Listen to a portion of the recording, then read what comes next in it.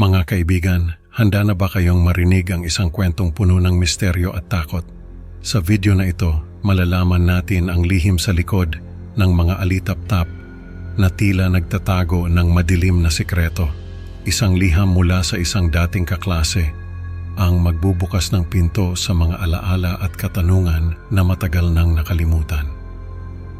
Sino nga ba si Aldrin at ano ang koneksyon niya kay Mikey? Huwag kayong bibitaw at samahan niyo akong tuklasin ang nakakakilabot na kwento ng ang lihim ng mga alitap-tap. Magandang araw po sa inyo mga tagapakinig. Ako nga pala si Mikey at maraming salamat po sa paglalaan ng oras para pakinggan ang kwento ko. Nakatira ako ngayon dito sa Maynila, pero lumaki ako sa isang tahimik na baryo sa probinsya.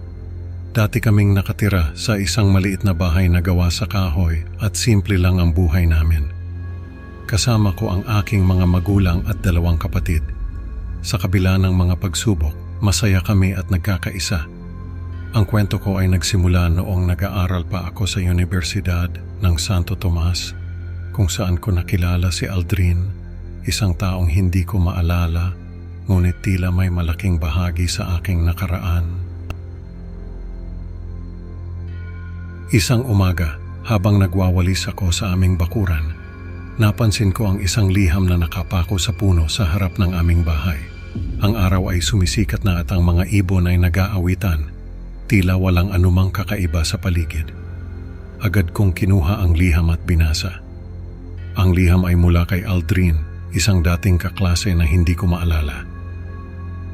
Nagsimula ang liham sa pagsasabing 4 na taon na ang nakalipas ng unang makita ni Aldrin ako sa isang silid-aralan sa Universidad ng Santo Tomas. Mahal kong Mickey, 4 na taon na ang nakalipas mula nang una kitang makita sa silid-aralan. Hindi mo ako maalala, pero ako si Aldrin, ang iyong dating kaklase, ang sabi sa liham.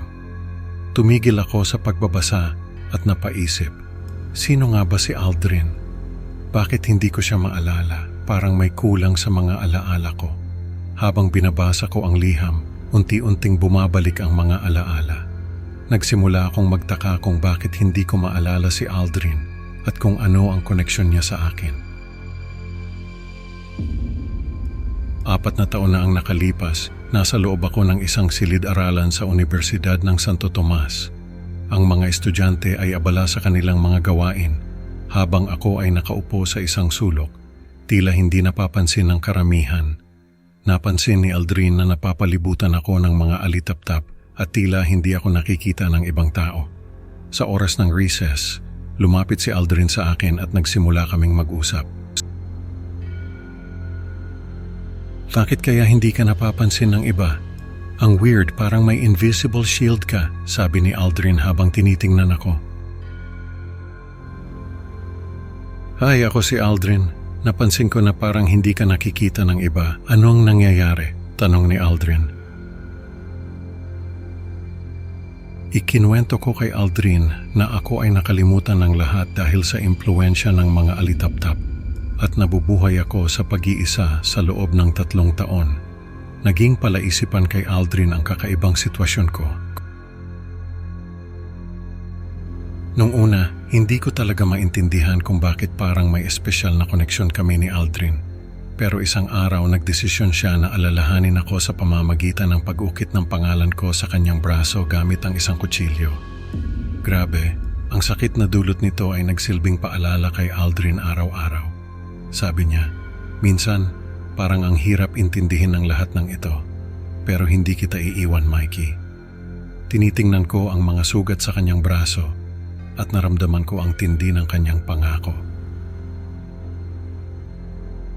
Sa loob ng 2 taon, naging malapit kami ni Aldrin. Palagi kaming magkasama, sinusubukang unawain ang misteryo ng mga alitap-tap. Hindi kita pababayaan, Mikey. Gagawin ko ang lahat para maunawaan natin ang misteryo ng mga alitap-tap, pangako niya sa akin. Kahit na may banta ng mga alitap-tap na patuloy na nakapaligid sa akin, naging masaya ang mga araw namin. Para kaming mga bata na walang pakialam sa mundo, basta't magkasama kami.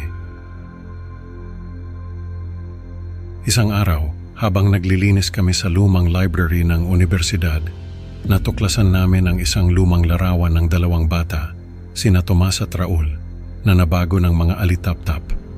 Kasama ng larawan ay isang journal na isinulat ni Dante, isang pasyente sa mental hospital at serial killer.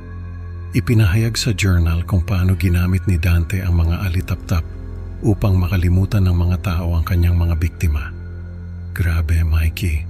Hindi ko akalain na may ganitong klaseng kwento sa likod ng mga alitap-tap, sabi ni Aldrin habang nagbabasa.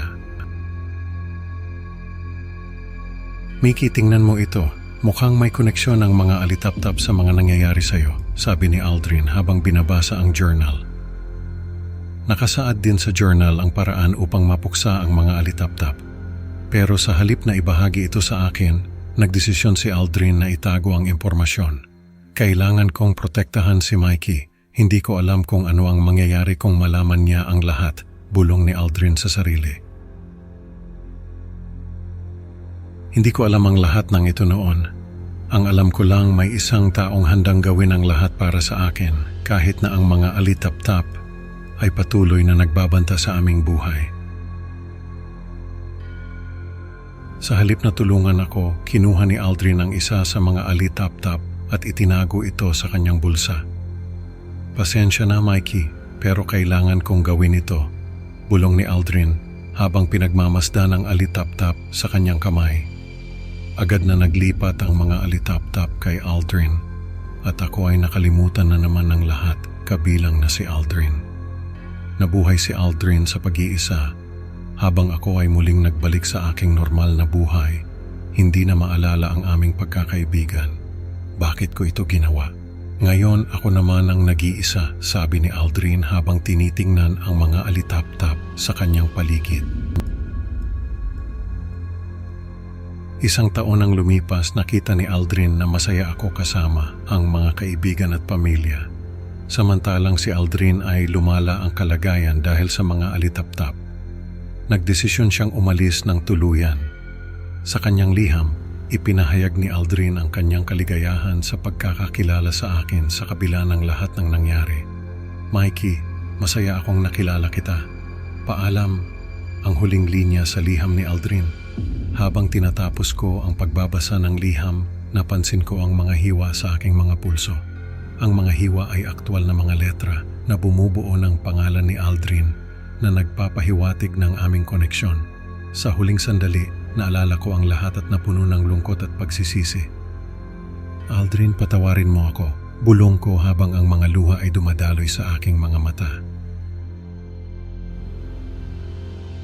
Mga kaibigan, ang kwento natin ngayon ay nagpapaalala na ang mga lihim ay may kapangyarihang magdulot ng kalungkutan at pagsisisi. Maraming salamat sa pakikinig at huwag kalimutang mag-like at subscribe sa Creepy Pinoy Stories para sa mas marami pang nakakakilabot na kwento. Hanggang sa susunod na upload, mga kasama sa takot. Tandaan, minsan ang mga alitap-tap ay hindi lang liwanag sa dilim, kundi paalala ng mga nakalimutang alaala. Paalam.